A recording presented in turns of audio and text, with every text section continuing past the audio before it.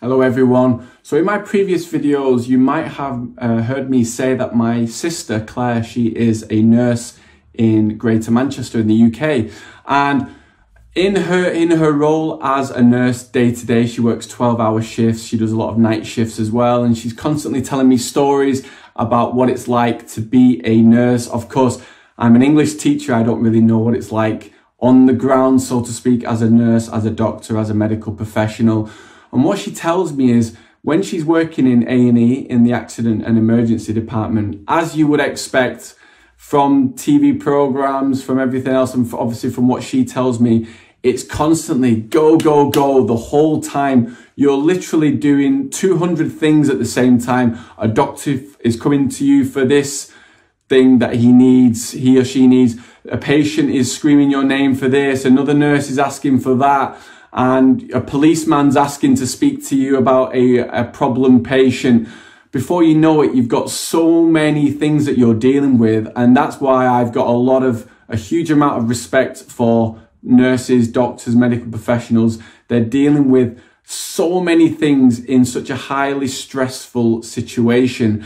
And the reason why I point this out is a lot of people, a lot of medical professionals who take the OET exam here at Swoosh, you know, we've helped so many people to go through and pass their OET. What we find is that they take that approach of working day to day as a doctor or nurse into their OET examination. And that's really not the right way to approach this exam. You really need to have huge levels of focus. You need to have huge levels of concentration. You need to be able to provide quick responses to a couple of things. It could be one thing that you're just completely focusing on. It could be the reading examination where you're just going back and forth between two texts, between obviously a series of texts as in reading part A. You could be, for example, going through the question paper and the answer paper, and you're constantly going back and forth. So you're focusing on kind of two main things. With your role as a nurse or a doctor, it doesn't necessarily equip you in the best manner possible when it comes to this exam, because like I said, you're dealing with a huge amount of different things all coming at you at a different rate, and you don't know where you are sometimes. And that's why we find that the nurses and doctors who go into the OET exam with the wrong state of mind, with kind of an anxiety that kind of emanates within them. Maybe they've done a shift a couple of days ago and they're still in that line of thinking, but really you should be focusing on, there's a couple of things perhaps you might be focusing on, or there's, the speaking mock exam, I could call it a mock exam, but the speaking examination that you do, the 2 role plays, you just need to be focusing on one person. You're focusing on the interlocutor.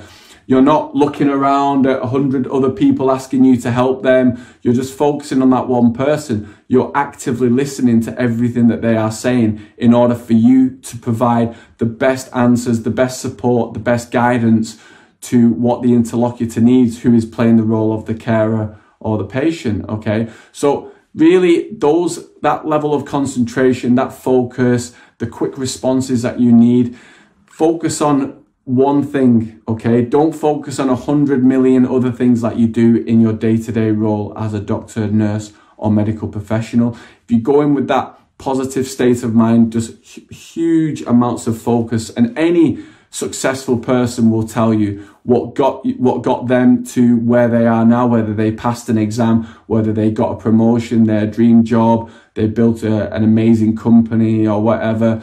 Bill Gates, Steve Jobs, all these people, they had incredible amounts of focus. And when I speak to OET doctors and nurses who've passed after their exam, quite a few of them all talk about the levels of focus that they needed, the concentration. They didn't allow kind of any noise from other students to affect them in the exam room.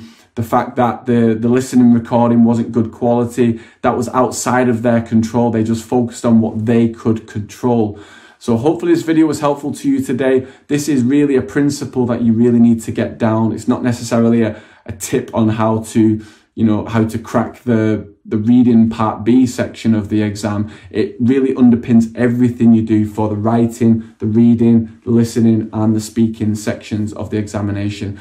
Hopefully this video was helpful to you today. Make sure you go to swooshenglish.com. We've got lots of OET 2.0 materials available for you.